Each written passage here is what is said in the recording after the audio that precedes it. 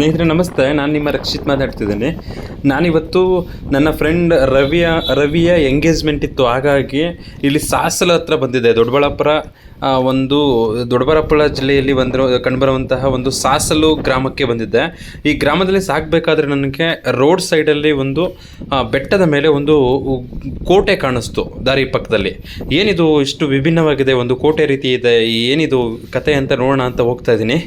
ಬನ್ನಿ ನೋಡೋಣ. ತುಂಬ ದೊಡ್ಡ ಬೆಟ್ಟ ಏನಿಲ್ಲ, ತುಂಬ ಚಿಕ್ಕ ಬೆಟ್ಟ. ನೋಡ್ತಾ ಇದ್ದೀರಾ ನೀವು, ಕೋಟೆ ಕಾಣಿಸ್ತಾ ಇದೆ ನಿಮಗೆ. ನೋಡಿ, ಈ ಕೋಟೆ ಮೇಲೆ ಅಂದರೆ ಒಂದು ಸುತ್ತಲೂ ಕಾಂಪೌಂಡ್ ರೀತಿ ಇದೆ. ಒಂದು ಒಟ್ಟಾರೆ ಕೋಟೆ, ಕಂಪ್ಲೀಟ್ ಒಂದು ಕೋಟೆ ಇದೆ. ಏನು ಅಂತ ಗೊತ್ತಿಲ್ಲ ಇದನ್ನು, ಬನ್ನಿ ನೋಡೋಣ. ನೋಡ್ತಾ ಇದ್ದೀರಾ, ಒಂಥರ ಹೇಗಿದೆ ಅಂದರೆ ಈ ಥರದನ್ನ ಸಿಕ್ಕಿದ್ರೆ ನನಗಂತೂ ಸಿಕ್ಕಾಪಟ್ಟೆ ಎಕ್ಸೈಟ್ಮೆಂಟ್. ಇದನ್ನು ಫಸ್ಟ್ ಹೋಗಿ ನೋಡಿಬಿಡ್ಬೇಕು ಅಂತ ಅನಿಸುತ್ತೆ. ಬನ್ನಿ ನೋಡೋಣ, ಬನ್ನಿ. ವಾವ್, ಏನು ಗುರು ಹಿಂಗಿದೆ? ಅಯ್ಯಪ್ಪ, ಏನಿದು? ಏನೋ ಹೋಯ್ತು ನೋಡಿದ್ರ? ಅಯ್ಯಪ್ಪ, ಒಂದು ಕ್ಷಣ ಸಿಕ್ಕಾಬಿಟ್ಟೆ ಭಯ ಆಗೋಯ್ತು ನನಗೆ, ಏನು ಅಂತ.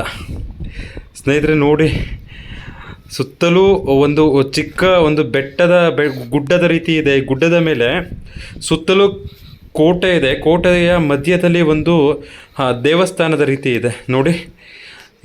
ಈಗ ಕಾಣಿಸ್ತಾ ಇದೆ ನೋಡಿ, ಇದೇ ದೇವಸ್ಥಾನ.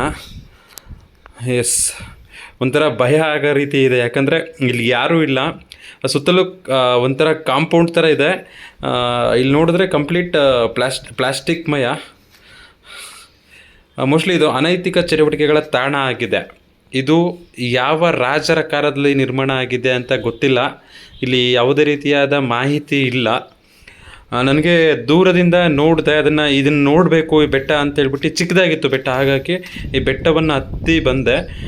ನೋಡಿ, ಇಲ್ಲಿಯ ಭಾಗದವರು ಯಾರಾದರೂ ಇದ್ರ ಬಗ್ಗೆ ನನಗೆ ತಿಳಿಸಿ.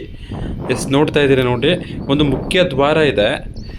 ಆ ದ್ವಾರದ ಪಕ್ಕದಲ್ಲಿನೇ ಒಂದು ಚಿಕ್ಕದಾದ ದ್ವಾರ ಇದೆ. ನೋಡ್ತಾ ಇದ್ದೀರಲ್ಲ ನೀವು, ಈಗ ಕಾಣಿಸ್ತಾ ಇದೆಯಲ್ಲ. ಇದು ಆವಾಗಲೇ ನಾನು ಹಿಂದೆಯಿಂದ ಹತ್ಕೊಂಡು ಬಂದಿದ್ದು. ಈ ಮುಂದೆ ಈ ರೀತಿ ಇದೆ ಅಂತ ನಂಗೆ ಗೊತ್ತಿರಲಿಲ್ಲ. ಕಂಪ್ಲೀಟ್ ಒಂದು ಕಾಂಪೌಂಡ್ ಇದೆ. ಆ ಕಾಂಪೌಂಡ್ನ ನಡುವೆ ಒಂದು ದೇವಸ್ಥಾನ ಇದೆ ನೋಡಿ. ಇದು ಚಿಕ್ಕದಾದ ಬಾಗಿಲು, ಬಗ್ಗಿ ಹೋಗೋ